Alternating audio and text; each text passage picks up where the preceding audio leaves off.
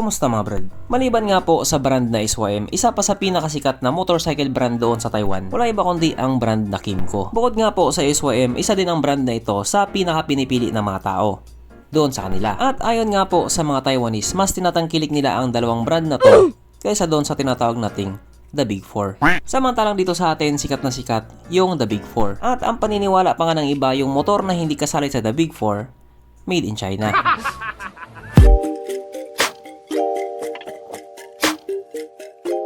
Pero syempre bago tayo magpatuloy, kung bago ka pa lamang napadpad dito sa aking walang kwentang channel, huwag ka na mag-subscribe.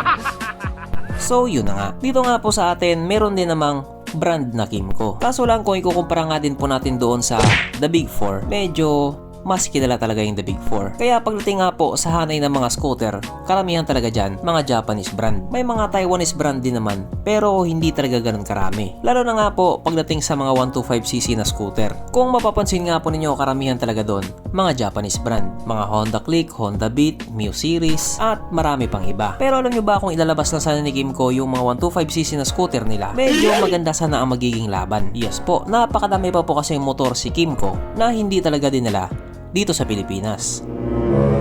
Isa na nga po dito ang Kymco Freeway 125. Kung mapapansin nga po ninyo, ibang-iba siya sa mga nakasanayan nating 125cc na scooter. Yung datingan kasi niya, para siyang yung mga lumang scooter. Parang katulad siya doon sa Honda Dio na 2-stroke. Hindi ko alam kung anong tawag sa mga ganyang style, pero gano'n na gano'n yung datingan niya. Nakadirekta na yung tapalodo niya sa harap, na para sa akin nga po, napaka-astig ng datingan. At hindi lang yan, sapagkat karamihan nga po sa mga motor na pinoproduce nila, highly recommended talaga. Alam nyo nang ibig kong sabihin. Kaya dahil dyan, pag-usapan na lamang natin kung ano nga ba meron sa motor na ito at kung gaano nga ba talaga siya kaganda. So ito nga po ang Kymco Freeway 125 na mayroong 124.6 cubic centimeter engine displacement, 4-stroke single cylinder, single overhead cam with 2 valves, powered by Green Power 2, nang ibig nga pong sabihin malakas na makina at the same time matipid pa rin sa gasolina. Fuel injected, kaso lang ito po ay naka-air cooled pa din.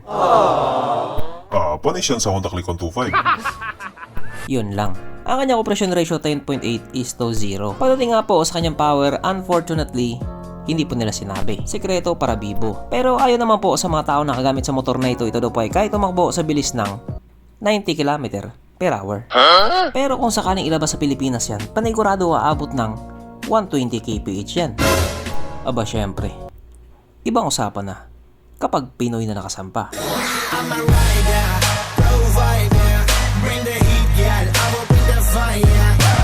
Ang kanyang tangke ay kaya magkarga ng 5.7 liters fuel tank capacity. At ang malupit nga po dito, ito nga daw po ay kumukonsumo ng 61.3 kilometers per liter. So kung usapang patipiran lang, panalo na to. Ang sukat na niyang gulong 100/90/10 sa harap at 100/90/10 sa likuran.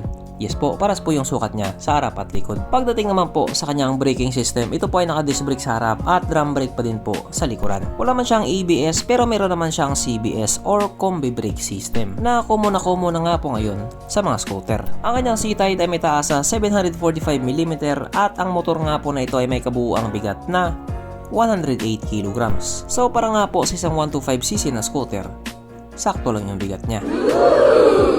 Mapunta naman po tayo sa iba pa niyang mga features. So ang ilaw nga po sa motor na ito, yung headlight niya naka-halogen, pero yung taillight naman niya naka-LED.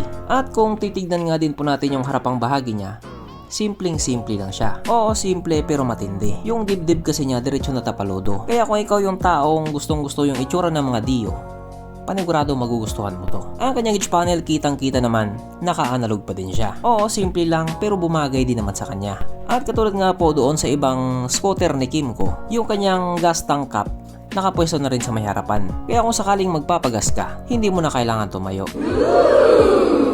Kaso lang hindi pa po ito naka-keyless.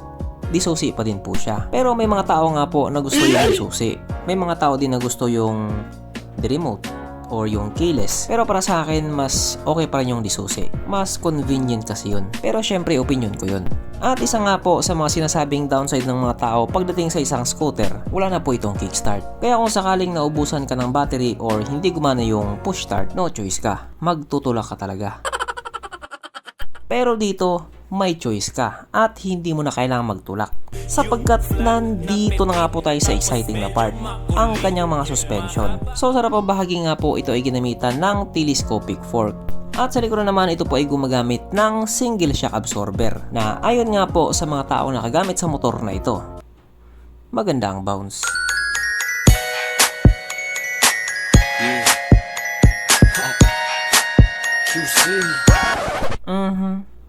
Panigurado. Wala na namang nalungkot. At dahil wala nga pong nalungkot, alamin na po natin kung present nga ba sa motor na ito yung tatlong pinaka-importanting features. So, una na nga po dito ang kanyang lagayan ng istalyon at good news mga brad. Meron siyang ganun. Meron siyang lagayan ng istalyon. Pangalawa, meron din po siyang sabitan ng pulutan at hindi lang isa, kundi dalawa.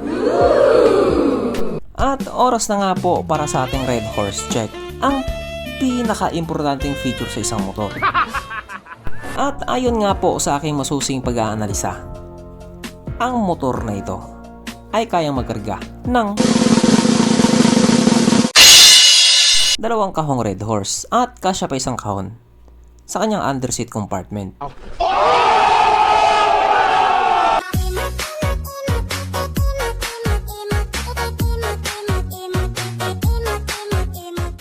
So malinaw pa sa sikat ng araw na ang motor na ito ay talagang highly recommended. At regarding naman po sa kanyang presyo, ngayon nga po ay may sale sila or nag-sale sila na nagkakalaga nga lang po ng 49,800 New Taiwan dollar. Na kung i-convert nga po natin into Philippine peso, ito po ay papatak ng 87,000 pesos. Pero syempre yan lang naman po ay presyo doon sa Taiwan. At medyo mataas din talaga yung bintahan sa kanila or mataas yung presyo ng bilihin sa kanila. At ang original price nga po dito sa motor na ito ay 66,000 New Taiwan dollar. Na kung i-convert nga po natin into Philippine peso, ito pa ay papatak ng 116,000 pesos. At katulad nga po na sinabi ko, yun po ay presyo sa Taiwan at mahal po talaga ang bilihin doon sa kanila. Pero kung sakaling maisipan talaga ni Kymco na ilabas yung mga motor na ganito dito sa atin, panigurado magbabago din ang pananaw ng mga tao. Mas magiging open-minded na sila. Yung iba kasi the big four lang ang alam. Yung iba naman pag maliit ang gulong, pangit na agad. Yung iba naman pag walang kickstart, hindi na sila bibili. Pero kung kasali sa the big four, malaki ang gulong, may kickstart, magpapabili na sila kay mama nila. So hanggang dito na lang muna mga brad. Kung may gusto kong sabihin or gustong idagdag doon sa mga sinabi ko, mag-comment ka na lamang sa ibaba. Okay, bye.